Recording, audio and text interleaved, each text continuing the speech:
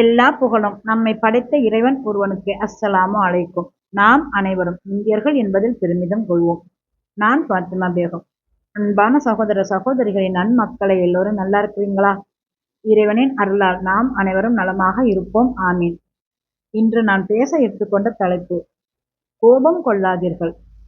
இதுதான் இன்று நான் பேச எடுத்துக்கொண்ட தலைப்பு.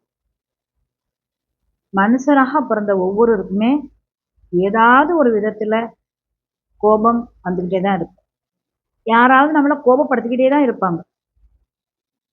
கோபப்படாம யாராலையும் இருக்கவே முடியாது, இருந்திருக்கவும் மாட்டாங்க. ஏன்னா எங்கிட்ட கிடந்தாலும் நம்மளுக்கு கோபமான செய்தி வரும், நமக்கு கோபம் வரும். இது ஒரு சில கோபங்கள் பார்த்தீங்கன்னா நமக்கு உடலுக்கு எந்த பாதிப்பும் கொடுக்காது, லேசாக போயிடும். இப்போ லேசான அந்த கோபத்தினால் நம்மளுக்கு உடல் பாதிப்பு வர்றது கிடையாது, மனசு வலி வர்றது கிடையாது. ஆனா ஒரு ஆக்ரோஷமா நாம கோபப்படுவோம் பார்த்தீங்களா, அதாவது அது ஒரு பெரிய விஷயமே இல்லாம இருக்கும். ஆனா நமக்கு ஆக்ரோஷமான கோபம் வரும். அப்படி கோபம் வரும்போது நம்முடைய ஒரு அறிவை நாம இழந்துடுறோம், சிந்திக்கிற அந்த அறிவை நாம இழந்துடுறோம். அப்படி இழந்தா என்ன ஆகும்? நான் என்ன வேண்டாலும் பேசுவேன், எது வேண்டாலும் பண்ணுவேன், வீட்டில் உள்ள பொருட்களை தூக்கி போட்டு உடைப்பேன், பிள்ளைய கண்ணுக்கு தெரியுதா பிடிச்சி அதில் போட்டு அடிப்பேன். இப்படி எண்ணற்ற செயல்கள், வீணான செயல்கள் எனக்கு செய்ய தோணும். இப்போ கோபம் வந்தா அப்படித்தானே, ஆக்ரோஷமான கோபம் வரும்போது நம்ம எல்லாத்தையும் மறந்துடுறோமே, நம்ம எங்க இருக்கிறோம், நம்ம யாருங்கிறதையே மறந்துடுவோம். இப்போ நான் எல்லா செயலும் பண்ணிட்டேன், 10 நிமிடத்துக்குள்ள இந்த விஷயங்கள் எல்லாம் நடந்து முடிஞ்சிடும். எனக்கு 11 நிமிடத்துல கோபம் போயிடும். அப்புறம் உட்காந்து வெக்கப்படணும். சார் நம்ம எதுக்கு இந்த மாதிரிலாம் பண்ணணும், கொஞ்சம் நம்ம பொறுத்து வந்துருக்கலாமே, இது ஒரு பெரிய விஷயமா, இதுக்காக நம்ம கோவப்பட்டோம் அப்படின்ட்டு நாம யோசிப்போம். இப்படி இந்த மாதிரி நாம கோபம் கொள்றதால நமக்கு ஏதாவது லாபம் இருக்கா, பலன் இருக்கா? நிச்சயமா எதுவுமே இல்லை.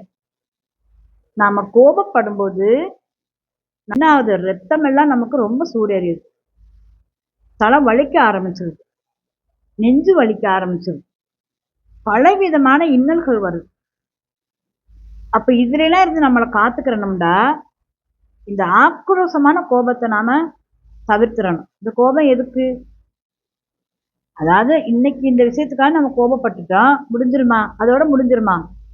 நாம் எவ்வளவு காலம் வாழ்ந்தாலும் ஆயுட்காலம் வரைக்கும் ஏதாவது ரூபத்துல நம்மளுக்கு கோபம் வந்துகிட்டே தான் இருக்கும். ஆனா நம்ம கோபம் வரும்போது நாம பொறுமையா இருக்கணும், சாந்தமா இருக்கணும்.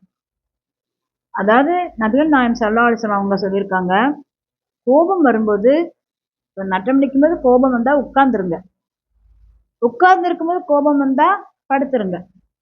அப்படியே உங்களுக்கு அதே மாரி கோபம் வந்தா அந்த இடத்தை விட்டு நகன்றுங்க. ஏன்னா மனுஷனுக்கு கோபம் வரும்போது அவன் என்ன பண்றான், ஏது பண்றான், என்ன பேசுறான் எதுவுமே தெரியாது. வாயில எல்லாம் வார்த்தைகள் பார்த்தீங்கன்னா எப்படி எப்படி வரும் தெரியுமா? நம்ம காது கொடுத்து கேட்க முடியாது, கூசும் காது, அந்த அளவுக்கு நமக்கு அருவருப்பான அந்த வார்த்தைகள்லாம் வரும். அவங்க சராசரி வீட்டில் அப்படி பேசியிருக்கவே மாட்டாங்க, ரொம்ப சாந்தமா இருப்பாங்க. ஆனா இந்த கோபம் வந்து அந்த மனிதனுடைய நல்ல கௌரவத்தை கூட குலைச்சிரும். இப்ப நான் இருக்கேன், நான் ரொம்ப சாந்தமான பிள்ளையா இருக்கேன், எனக்கு கோபம் வருது, கோபம் வந்து வீட்டுல காண்டு கத்துறேன், தூக்கி போட்டு உடைக்கிறேன், எல்லாமே பண்றேன், பண்ணிட்டு நான் வெளியில போறேன். அப்ப என்னையே அந்த சத்தம் எல்லாம் அந்த ஏரியா ஃபுல்லாவே கேட்கும். நம்ம வீட்டுல இருந்து கண்டு கத்துனோம்னா பக்கத்து ஒரு 4 வீட்டுக்காவது கேட்கும்ல. அப்ப அவங்க எல்லாம் சொல்லுவாங்க, நம்ம பார்க்க சாதுவா இருந்துச்சு, அம்மாடி இப்படி கடந்து கத்தி வாயில வராத பேசக்கூடாத வார்த்தைலாம் இப்படி பேசும் அந்த பிள்ளைச்ச, என்ன பிள்ளை இது, இது ஒரு மனுஷியா அப்படின்னு கேட்பாங்க. இது உலக நடைமுறை. அதனால நாம வந்து கோபங்களை முழுக்க முழுக்க குறைச்சிக்கிறோம். அதாவது இன்னைக்கு மட்டும்தான் கோபம் இல்லாம போச்சு, நாளைக்கு வராது அப்படின்லாம் கிடையாது. ஒவ்வொரு நாளும் ஏதாவது ஒரு நிகழ்வு நம்மளை கஷ்டப்படுத்தி கோபம் வந்துகிட்டே தான் இருக்கும். நாம கோபம் வர்றப்ப நாம பொறுமையை கையாளணும். அதுதான் என்னுடைய ஒரு விஷயம். அதிகமான கோபம் வர்றப்ப நாம பொறுமையை கையாண்டோம்னாலும் நிச்சயமா அந்த கோபம் நம்மளை கடந்து அதுவாக போயிடும். அந்த கோபம் நம்ம கிட்ட இருக்கிறதுக்கு நம்ம இடமே கொடுக்க கூடாது. அதுலயும் இந்த கோபம் வரும்போது அவங்களுடைய மூஞ்சியை பார்த்தாலே நம்மளுக்கு பயங்கரமா இருக்கும். அந்த கண்ணு இந்த மூஞ்சிலாம் பார்க்கும்போது நமக்கு அவ்வளோ ஒரு பயங்கரமா இருக்கும். அது இந்த இப்போ விளையாட்டாவே சொல்லுங்க பிள்ளைகள்லாம். இப்போ யாரோ பிள்ளைங்க பேசியிருக்கும்போது கோவப்பட்டுக்கிட்டு இருந்தா, "பாரு உன்னை வீடியோவ எடுத்து உன்னை நான் எல்லாருக்கும் வாட்ஸ்அப்ல அனுப்புறேன்" அப்படின்னு சொல்லுங்க. அப்பதான் உன்னை இந்த கோபத்துக்கு குறைப்ப. அப்ப இப்ப இன்றைய கால நவீன கால பொருள் கையில இருக்கு இல்லையா? இதுக்காண்டு பிள்ளைகள் ஒண்ணோடு ஒண்ணு இந்த கோவப்பட்டு பேசுறப்ப இந்த மாரி சொல்லிக்குங்க. அதனால் மக்களே, முடிந்த அளவு இந்த கோபத்தை நாம குறைச்சுக்கிறோம். இந்த கோபத்தினால தான் பிரஷர், சுகர், எலும்புகள் தேய்மானம், இன்னும் ஏகப்பட்ட நோய்கள் சொல்றாங்க. அதாவது நம்மளுடைய ஒவ்வொரு செயல்களாலையுமே நோய் நமக்கு வருது. அதாவது நாம நல்லா இருக்கோம். எந்த கெட்ட பழக்கம் கிடையாது.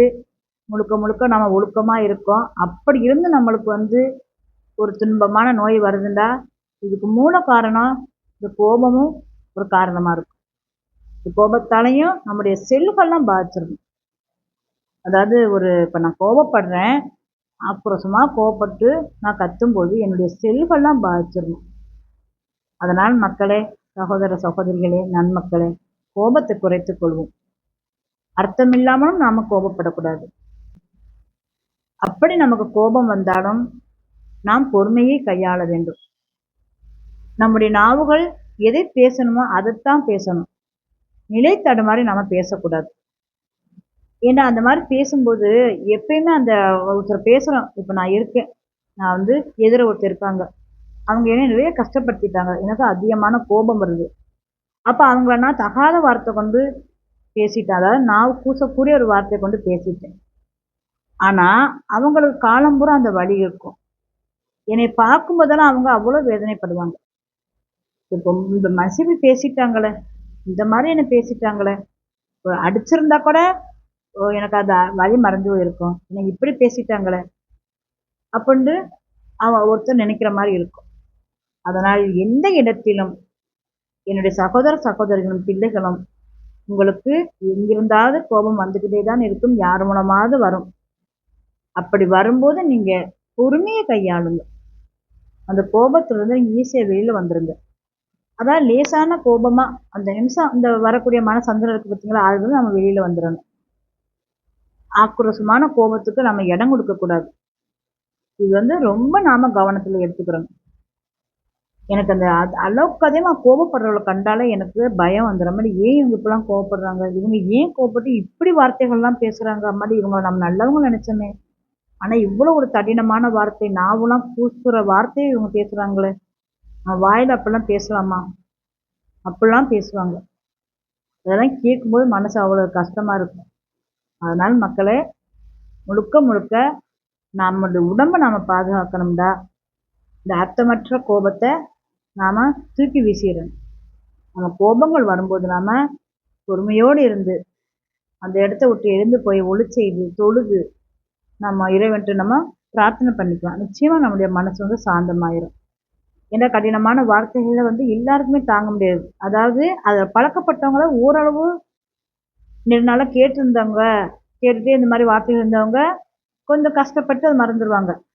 ஆனா என்னைக்குமே அந்த மாதிரி ஒரு வார்த்தைகள் கேட்காதவங்க, ஒரு கண்ணியமா இருக்கக்கூடியவங்களால அந்த வார்த்தைகள் வலியை தாங்க முடியாது.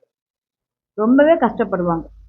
அதனால் கோபம் வந்தாலும் நீங்க அதை எளிதான முறையில, நேர்கான முறையில சொல்லி புரிய வைக்கணும் மற்றவர்களுக்கு. எதனால உங்களுக்கு அவங்க மேல கோபம் வந்துச்சு, இந்த காரணத்தை நீங்க தெரிஞ்சுக்கிட்டு நீங்க அந்த மாதிரி பண்ணணும். தேவையில்லாத கோபம் கொள்ள வேணாம். இந்த கோபத்தினால் எந்த பலனும் இல்லை என்று கூறி இந்த செய்தியை நான் முடிச்சுக்கிறேன். மீண்டும் ஒரு செய்தியுடன் வருகிறேன். இன்னும் விரிவாக அனைத்தையும் அலசி ஆராயும். இன்ஷா அல்லாஹ்.